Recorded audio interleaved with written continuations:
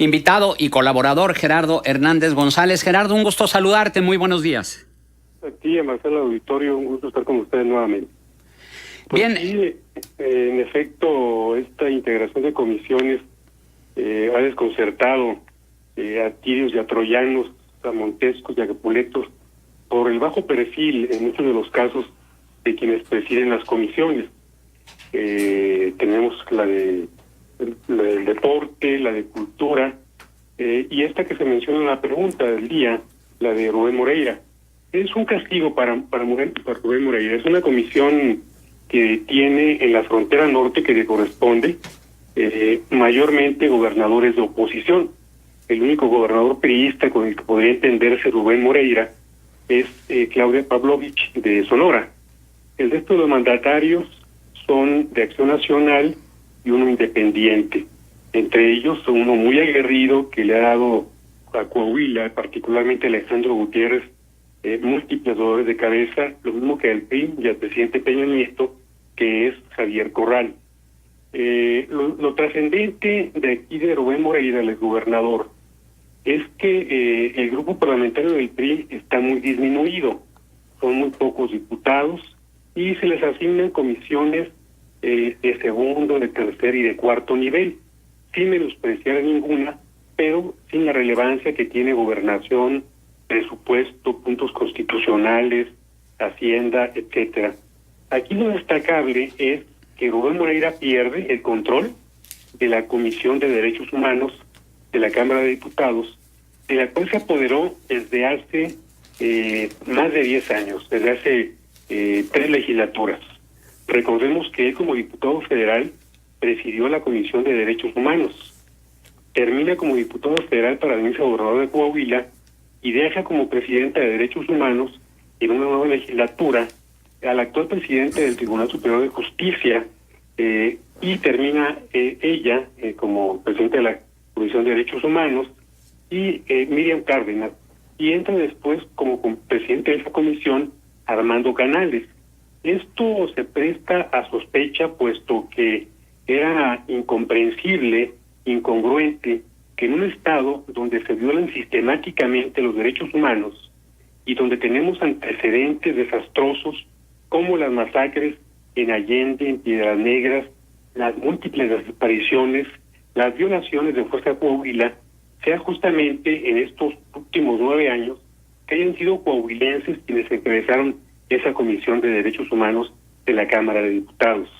El hecho de quitarle al PRI y a Rubén Moreira y a su grupo la presidencia de esa comisión es muy destacable porque, insisto, era una gran incongruencia que en un estado donde se violaban derechos humanos recurrentemente fuera un coahuilense, Rubén Moreira, Miriam Cárdenas y Armando Canales quienes la presidieran. De manera que, insisto, es una comisión de menor rango la que ocupa actualmente Rubén Moreira, y tiene, como también comento, pues mayoría de gobernadores de oposición. Entonces va a estar muy acotado, con muy poco margen de maniobra.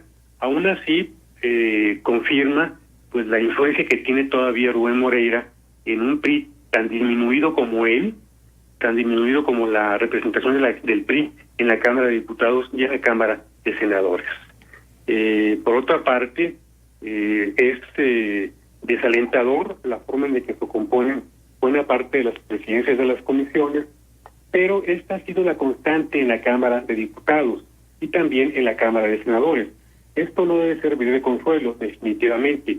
Recordemos que hace 6 años de la Cámara de Diputados surgió el Procurador General de la República, Murillo Karam, quien como procurador es un fiasco, inventa una verdad histórica para justificar la desaparición de 43 estudiantes de Ayotzinapa.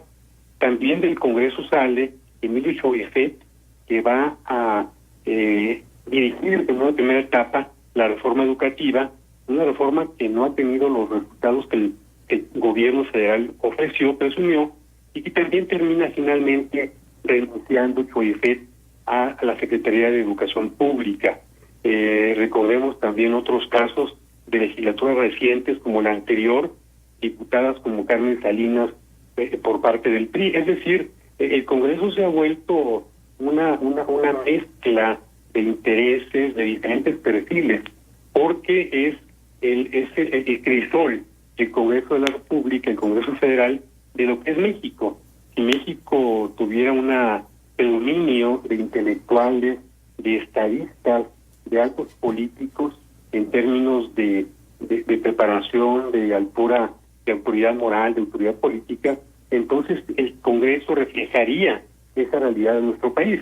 Sin embargo, México es la mezcla, insisto, de intereses, de políticos mal preparados, de algunos que tienen reputación, que tienen experiencia legislativa, buena trayectoria en los ámbitos empresarial, académico, de investigación, político incluso.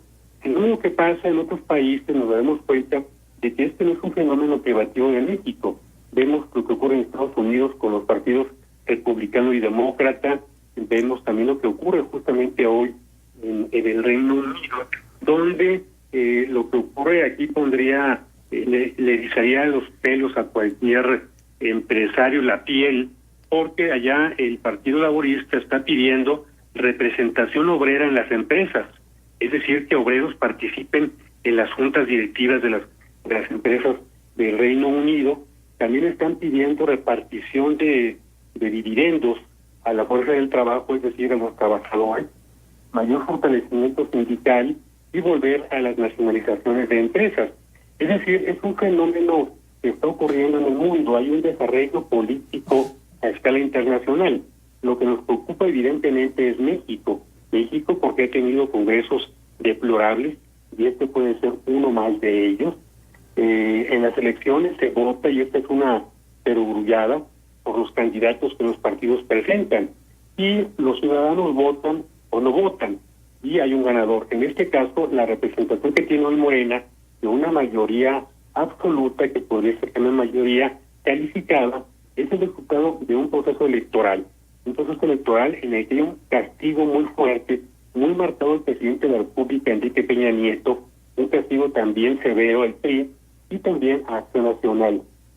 El problema es que puede resultar peor el remedio que la enfermedad, y tener un Congreso que le diga todo sí al presidente de la República electo, Andrés Manuel López Obrador, y tener como consecuencia, insisto, un Congreso de muy bajo perfil, un Congreso que va a tratar de utilizar la mayoría aplastante que tiene en ambas cámaras para empujar las reformas de López Obrador. En el caso de Coahuila, insisto, la presidencia de la Comisión de la Frontera Norte, Rubén Moreira, pues sí es un cargo, pero insisto, no tiene la relevancia de otras carteras, tampoco va a tener margen de maniobra, insisto, porque solamente un gobernador, mujer ella, Claudia Pavlovich, de Sonora, pertenece a su partido político. Y además, si revisamos la composición de esa comisión, la mayor parte de las secretarías las ocupa Morena, de manera que cualquier iniciativa de Rubén Moreira difícilmente va a ser transitable, justamente porque está muy acotado. Por una parte, porque no tiene mayoría en esa comisión, y en segundo lugar, insisto, porque los estados de la frontera tienen problemas muy específicos que Rubén Moreira no supo afrontar ni quiso afrontar en Coahuila, y que lo que se ha discutido en los últimos meses, que no puede poner un pie Rubén Moreira en Estados Unidos, de manera que es una condición muy difícil para él, no es un premio definitivamente. Ellos buscaban afanosamente la presidencia de la Comisión de Derechos Humanos porque hay el temor de que se les investigue tanto a Humberto Moreira como a Rubén Moreira por estas violaciones sistemáticas a los derechos humanos, por las masacres en Allende, en el Canal de Piedras Negras, por las desapariciones forzadas y por otro cúmulo de violaciones a los derechos humanos aquí en Coahuila. Hay un comentario, más bien es una pregunta que te hace Aurelio Hernández. Dice, ¿me podría decir el señor Gerardo Hernández qué valor moral tienen dos tipos de la farándula como el señor Meyer y el señor D'Alessio para estar al frente de comisiones tan importantes como la cultura y el deporte, que si bien son el patito feo del gobierno, cuando menos no deberían ser tan cínicos de poner ese tipo de gente al frente? Sí, efectivamente, hemos visto experiencias en el pasado de directores de la CONADE, de la Comisión Nacional de Deporte, como el matemático, maratonista, al cual Salinas de Gortari designó, insisto, director de la Comisión Nacional del Deporte, y no pasó nada, no pasó grandes cosas, no hubo un gran avance en términos de fomento al deporte. Don Vicente Fox fue Nelson Vargas quien ocupó esa posición del deporte y tampoco ocurrieron cosas importantes. Los cambios vienen del gobierno federal, porque las secretarías de Estado tienen un puente en el Congreso, que son las comisiones, para promover a través de ellas algunas iniciativas, algunas mejoras que le urgen mucho al país. Efectivamente, los alcances de Meyer y como de Ernesto D'Alessio, que van a cultura y al deporte, pueden ser muy elementales, mínimos, no tienen experiencia mayor para fomentar la cultura en México, un país de muy pocos lectores, un país en el que el actual presidente figura entre esas legiones de gente que no lee. Son malas designaciones definitivamente las que se otorgan a este par de diputados, pero insisto, están allí y esperemos que pueda haber alguna recomposición, o bien las secretarías de estas comisiones fuercen algunas propuestas, algunas iniciativas que realmente incidan en la cultura y en el deporte, aspectos en los cuales México tiene un gran rezago. Tenemos únicamente un premio Nobel de Literatura, Octavio Paz, y en deportes pues nos va regularmente muy mal en los Juegos Olímpicos y en cualquier otra competencia, porque no depende de los diputados el rendimiento de los deportistas, ni aprovechar las potencialidades de los creadores y artistas de México. El problema es presupuestario. No hay presupuesto para fomentar el deporte como debe ser, y ocurre en otros países, tampoco para fomentar la cultura, porque hay una desviación de presupuestos. Se apoyan gasto corriente, se apoyan algunos conceptos de egresos que no le aportan nada al país, y efectivamente, como se comenta, son como condiciones el patito feo del Congreso, pero también hay una gran falta de apoyo a los deportistas, a los creadores, a los artistas de nuestro país. Esperemos que a nivel de gabinete pueda darse este impulso que difícilmente se dará desde la Cámara de Diputados con estas personas que presiden ambas comisiones.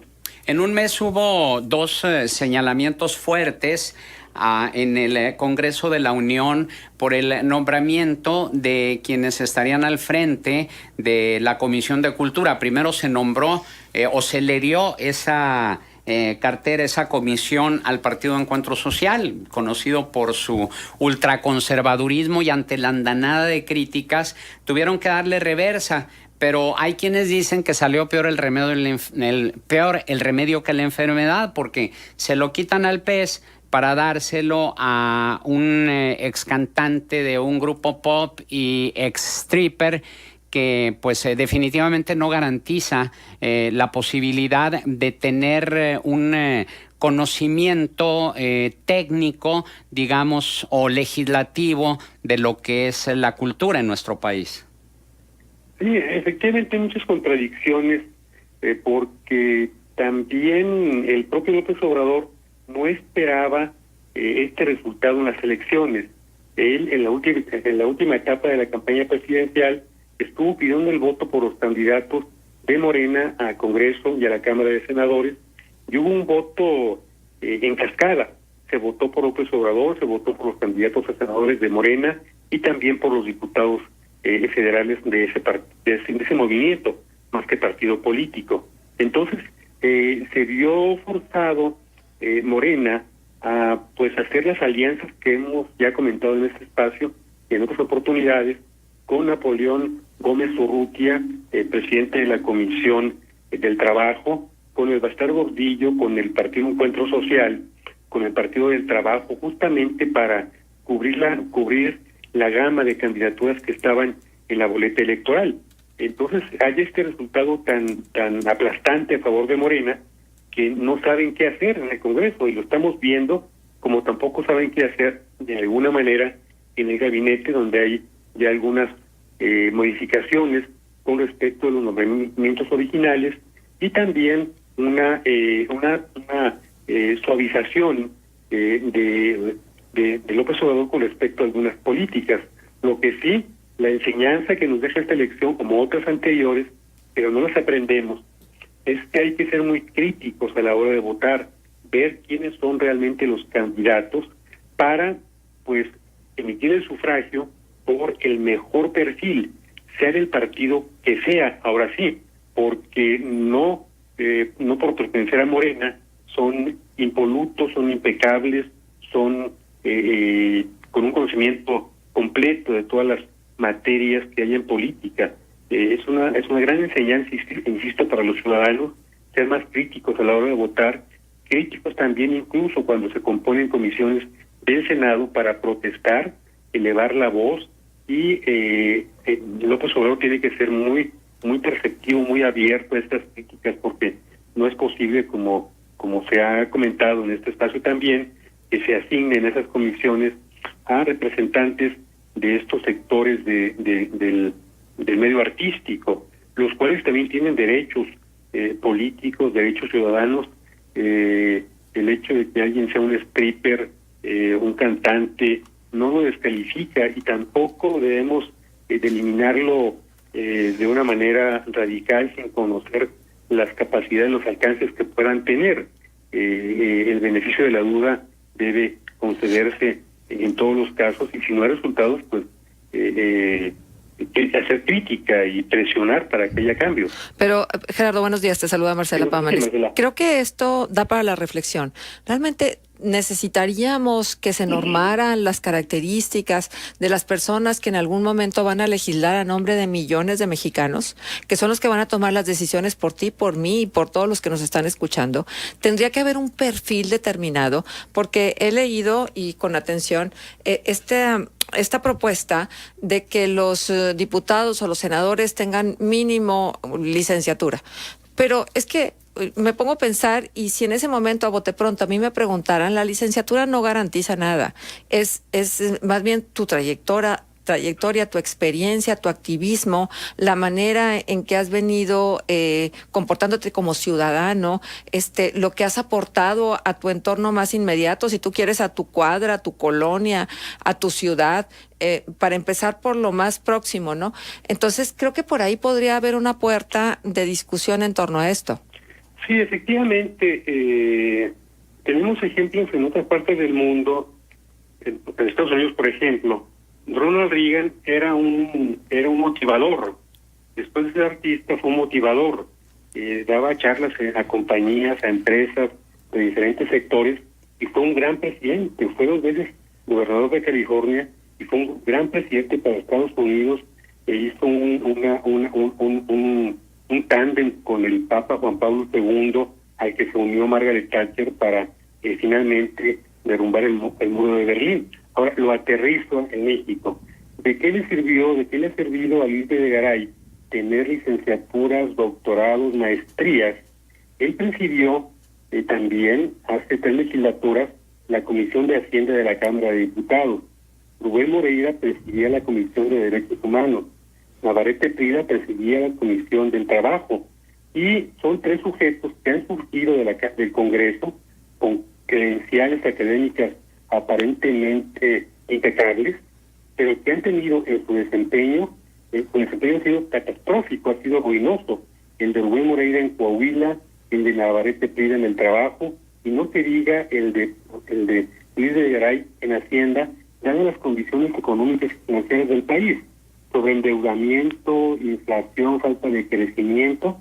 Entonces, efectivamente, lo que debe prevalecer es, sobre todo, el sentido común que no se tiene, que se ha perdido por los intereses que lo sepultan, por las líneas partidistas y también por la incompetencia. Claro.